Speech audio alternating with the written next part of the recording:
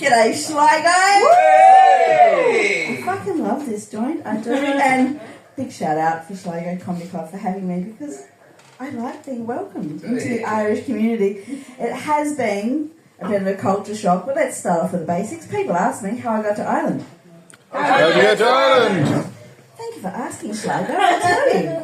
I married an Irishman for my sins, but he said we're going to go into Jungian territory here tonight.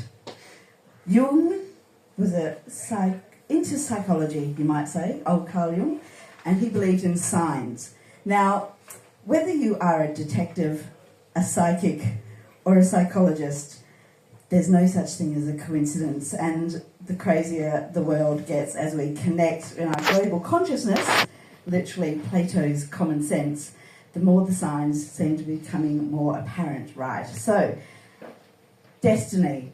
I grew up watching Irish comedians from Australia, and I loved them, and I wanted to be one, and I've always had a fascination with them, right? They were formative, like an Irishman that can make me laugh. My G-spot is in my funny bone. So, do you all remember the series Friends? Yeah. We'll talk about fat shaming another time. But do you all remember the episode where Ross and Rachel made their laminates? Yes. Yes. Yeah. So that's your celebrity hall pass when you're in a committed relationship with your partner, and you say like, look, this is going to be till death do us part, or one of us is going to pick out the casket at the end. But if we met this guy, could I, have a hall pass for the weekend? So Ross and Rachel make their laminates. So when at the end of my relationship with my ex, we thought, just for the crack, well, like, theoretically, hypothetically, who'd be on your laminates? Mm-hmm. And one of my laminates is Dylan Moran. Because Irish comedian, and of course when I'm making my laminates list, I did not think for 1 second I would end up in Irish comedy, let alone in Ireland. And let me preface this with like time comes full circle. So I meet an Irishman, we marry, I end up in Ireland. He took a child hostage. The irony of having an anchor baby in Australia for an Irishman and then like being marooned in Ireland with said anchor baby is not lost on me. However, again, as I said, destiny. So since I've been welcomed to the Irish community, I've learned a few things about the Irish nature. A couple of months ago, a friend said to me, "Do you want to watch?" And what he meant was, did I need a new timepiece? And I said, I really do. I don't have one, but I've got a big chunky wrist. I can't find one that fits me. And he said, well, I've got one that might fit you, but first of all, how do you feel about stolen property? And I'm like, why? He said, because my brother got it off a junkie in a pub. I'm like, okay, well, and it's like, is this your watch, right? But I've been ethically challenged by wearing this watch. I can think like, okay, I hope this isn't a little old lady's hopes and dreams. But, as I said, tempus fugit, and everything is determined.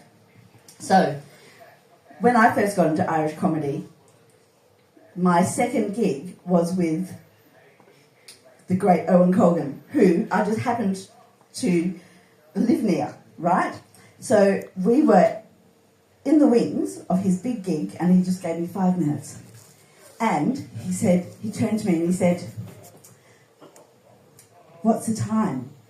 And I could not tell him because, out of pure vanity, I left my glasses off, so I couldn't. It was not this watch. It was a St. Bernard Swatch watch, which was useless because I couldn't read it. But I did not want to say, this was also the first time I met him, and I did not look like an idiot in front of the telly star, so I just silently put my wrist out so he could read the time, and he put his hands behind his back and leant over, and all the time went, nodded, and I realised in that instant that he was not wearing his glasses either and could not read my watch either. And I thought, oh, human beings are so silly. Anyway, so a couple months ago, I got this watch, and I've been worried about the ethical dilemma of wearing what could be stolen property on my wrist for a while.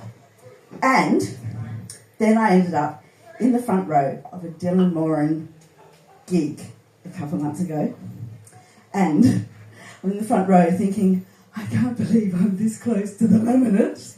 And he looked right at me and said, you there? What's the time? And he went, you there? And I went, first of all, he went, you in the fetching top. And I went, and he went, yes, you, clutching yourself in little starlet fashion. He said, what's the time?